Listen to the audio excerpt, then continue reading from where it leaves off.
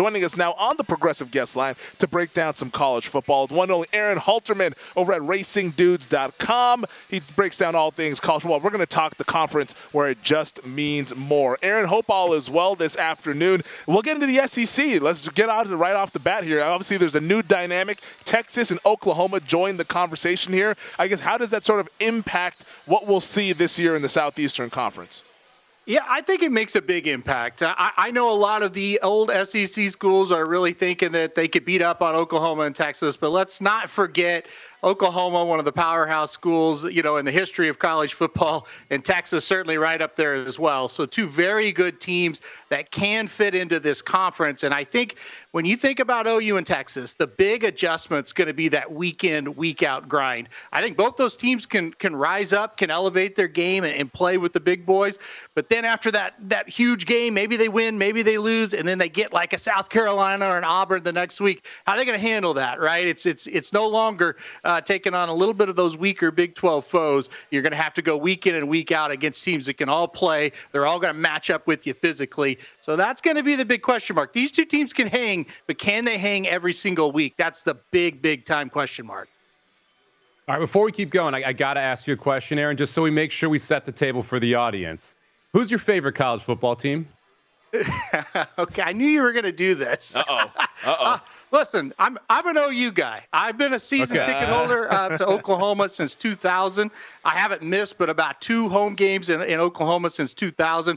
I go to a lot of the road games as well. So, yes, I am a huge Oklahoma fan. I will say that. Now, let me get something out of the way. Our over-under 7.5, and I didn't touch it, okay? So I'm not an unrealistic guy. I think 7-5 is possible. I think 8-4 is possible. Like, I'm not, like, huge expectations when it comes to Oklahoma. And it is probably basically what I said. Let's just take it, for example, their first 2 games of the SEC. They're at home against Tennessee. Okay, let's say they win that game, and then the very next week they've got to go to Auburn. And this was a team that last year couldn't go to Kansas and win, right? So going to Auburn's going to be tough, guys. And I'm a realistic guy. But, yes, Oklahoma, that is my team. I'll get that out of the way. All right, now tell us why you like the Texas Longhorn under. I knew when I sent this in that I made a mistake because Somich was on the air today, and so there it is. Okay, this is not a Texas hate comment that I'm getting ready to make. 10.5 is way too many. That's the whole thing with me. Listen, I think Texas is going to have a nice season. I think they're a playoff contender. I'm not going to sit here and say they're not. But 10.5 is a lot. Georgia, a team that I like the over on, they're also at 10.5. Texas is not Georgia. I'm sorry. Another thing about Texas we got to realize, I thought defensively they made really good strides last year. The interior defensive line for Texas, they're gone. Those guys were special. Those guys kind of made that whole defense tick. They're now gone. I think replacing those guys, that's going to be awfully tough. And look, I think when you look at this, the bottom line is they got to go on the road to Michigan in the non-conference game. That's a really bad year to have that tough non-conference game as they join the SEC. Yeah, I mean, some of the other SEC games aren't quite as tough. They got Georgia at home, and I don't think that's going to be easy, even though they do have them there in Austin. And then the OU game's always a 50-50 game. I just think 10.5 is too much for Texas. We're hanging out with Aaron Halterman of RacingDudes.com here on the Progressive Guest Line, breaking down some SEC here on Sharp Money. Femi, Abebefe, Mike Somich hanging out with you guys here. All right, so you said you like the under on Texas. You mentioned that Georgia over 10.5. What is it about the Bulldogs that has you going back to the well here on this team that many people last year would make the argument that even though we saw Michigan win the title, people still thought that Georgia was actually the best team, if not for that slip-up in the SEC title game against Alabama? I'm one of those people. I really think they were the best team. I think they had the best roster. And I think when you look at their offensive and defensive line and you watch most of the games they played last year, they were just physically dominant up front. I think Georgia has kind of replaced Alabama a bit on top there as being that top dog of the conference. And that's not really a slam on Alabama. I still think they're going to be okay. But this Texas team, when you watch them, they look different from all the other teams they play. They just physically dominate games. They don't do anything fancy because they don't have to. They line up, they run at you. They're going to be awfully tough again, guys. They got a lot of guys back from that team that, like you said, may have been the best team in the country last year without that slip up.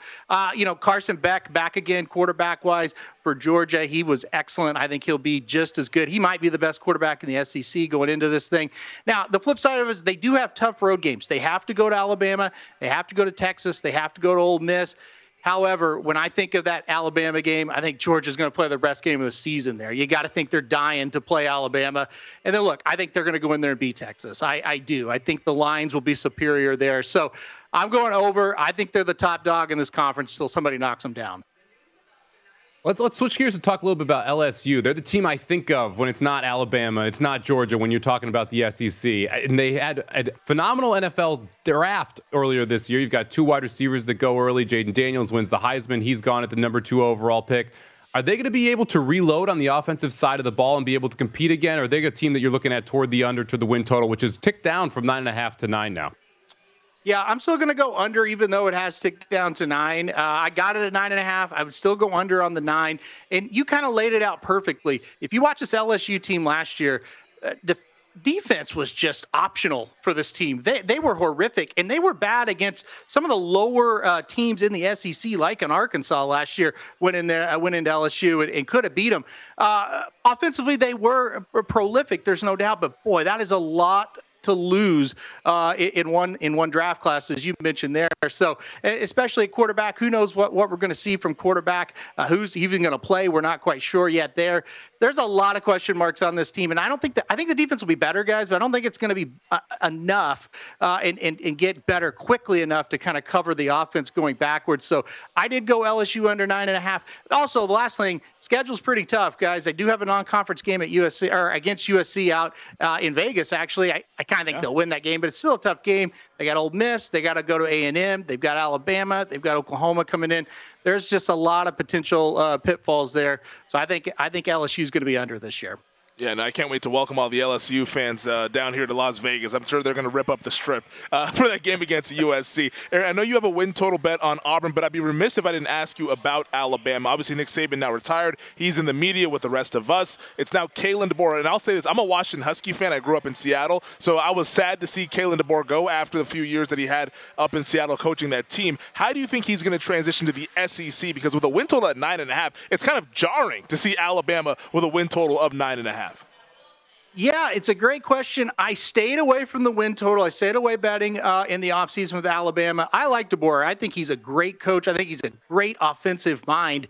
For me, it was just more of, was Alabama really that good last year? Yes, I know they beat Georgia. They played an incredible game. Give them all the credit in the world.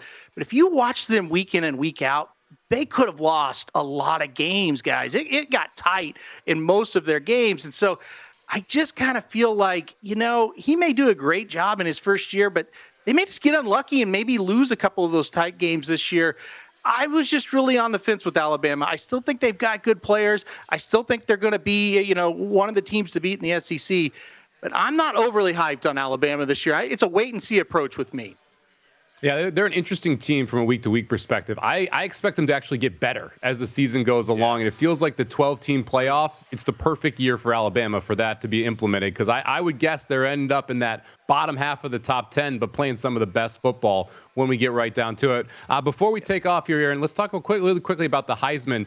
We saw a move in this market. We saw that Carson Beck was the favorite for a long time, and ex-Oklahoma quarterback, someone I bet for the Heisman 3 years ago, Dylan Gabriel, now your favorite up at Oregon.